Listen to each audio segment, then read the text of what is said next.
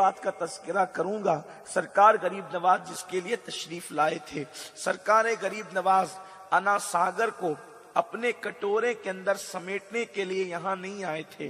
سرکار غریب نواز پرتھوی راج چوہان کے اونٹوں کو زمین پر بٹھانے کے لیے یہاں نہیں آئے تھے۔ سرکار غریب نواز رضی اللہ تعالیٰ عنہ جے پال جوگی کے سر میں آسمان پہ اڑتے ہوئے، آسمان کی طرف اڑتے ہوئے جے پال جوگی کے سر میں اپنے نالین اور اپنے کھڑاؤں کی مار مارنے کے لیے نہیں آئے تھے۔ یہ تو ضمنی طور پر ایسے واقعات ہو گئے، ان کے اصل آنے کا مقصد کیا تھا؟ سرکار غریب نواز اس زمین پر کیوں تشریف لائے تھے؟ ان کے آنے کا صرف ایک ہی مقصد تھا، اور وہ مقصد تھا اشاعت اسلام۔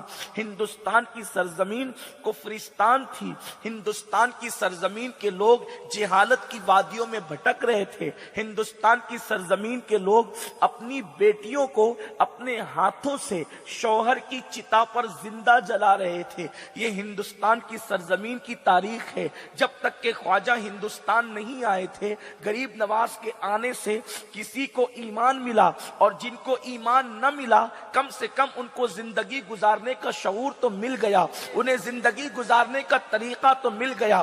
آج اگر کوئی کلمہ نہ پڑھنے والا شخص گھر سے غسل کر کے صاف ستھرا بن کر کے نکلتا ہے تو یہ کسی اور نہیں بلکہ سرکار غریب نواز کے قدموں کی برکت ہے، ورنہ یہاں کے لوگوں کا حال تو یہ تھا کہ مہینوں وہ لوگ غسل بھی نہیں کرتے تھے۔ نہانے کے نام سے جن کو چڑ تھی، جن کو ناخن بڑے کرنے کا شوق تھا، جن کا حال یہ تھا کہ کھانا کھاتے تو فوراً حلق کے اندر انگلی ڈال کر کے کہہ کر دیا کرتے تھے تاکہ پیٹ خالی ہو جائے گا تو پھر دوبارہ اور کھائیں گے۔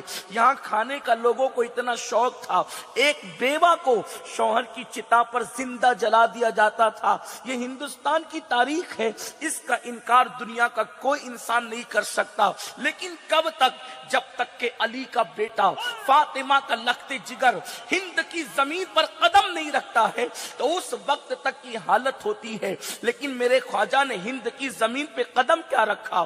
آپ اسلام کا پیغام لے کر کے آئے، آپ رسول پاک کے نائب بن کر آئے، اپنے نانا جان کے نائب بن کر آئے۔ میرے آقا صلی اللہ علیہ وسلم کے دیوانوں، حیرت کی بات ہے ہزاروں تلواریں جو کام نہ کر سکی وہ سرکار غریب نواز کے کردار نے کام کیا ہے۔